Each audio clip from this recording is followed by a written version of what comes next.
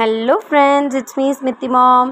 இன்றைக்கி ஒரு சூப்பரான ஸ்நாக் பாக்ஸ் ரெசிபி தான் பார்க்க போகிறோம். ஸ்நாக் பாக்ஸ்னு முள்ளங்கி காட்டுறேன்னு ஷாக் ஆகாதீங்க. இந்த டிஷ்ஷோட மெயின் கல்ப்ரிட்டே இந்த முள்ளங்கி தான். வாங்க எப்படி பண்ணுறதுன்னு பார்க்கலாம். இதுக்கு ஒரு 4 முள்ளங்கியை நல்லா க்ளீன் பண்ணி தோல் சீவி வச்சுருக்கேன். இந்த மாதிரி கிரேட் பண்ணிக்கோங்க. கிரேட் பண்ண முள்ளங்கியை ஒரு பவுலில் ஆட் பண்ணிவிட்டு அது கூடவே ஒரு கப் அளவு கடலை மாவு, ஒரு கப் அளவு அரிசி மாவு ஆட் பண்ணிக்கோங்க. ரெண்டும் சேம் மெஷர்மெண்ட்டாக இருக்கட்டும்.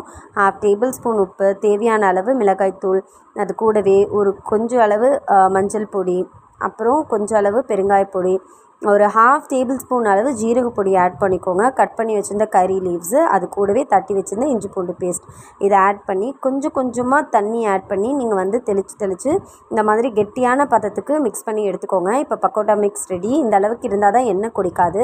இப்போ ஒரு வானிலையிலே எண்ணெய் சூடானதுக்கப்புறமா நம்ம மிக்ஸ் பண்ணி வச்சுருந்த பக்கோடா மிக்ஸை கொஞ்சம் கொஞ்சமாக இந்த மாதிரி கிள்ளி ஆட் பண்ணிக்கோங்க. இப்போ பர்ஃபெக்ட் ஷேப்பில் இருக்குது. ஸோ இந்த மாதிரி கோல்டன் ப்ரௌன் ஆனதுக்கப்புறமா பிளேட்டில் ட்ரான்ஸ்ஃபர் பண்ணுங்கள். இது கண்டிப்பாக எண்ணெய் குடிக்காதுங்க. நீங்கள் ட்ரை பண்ணி பார்த்துட்டு உங்கள் ஃபீட்பேக்கை கமெண்ட்ஸில் சொல்லுங்கள். இப்போ நம்ம ஸ்மித்தி மேடம் சாப்பிட்டு பார்த்துட்டு சூப்பராக இருக்குதுன்னு சொல்லிட்டாங்க. இதையே நீங்களும் ட்ரை பண்ணி உங்கள் கிட்ஸையும் ஹாப்பி பண்ணுங்கள். பாய்.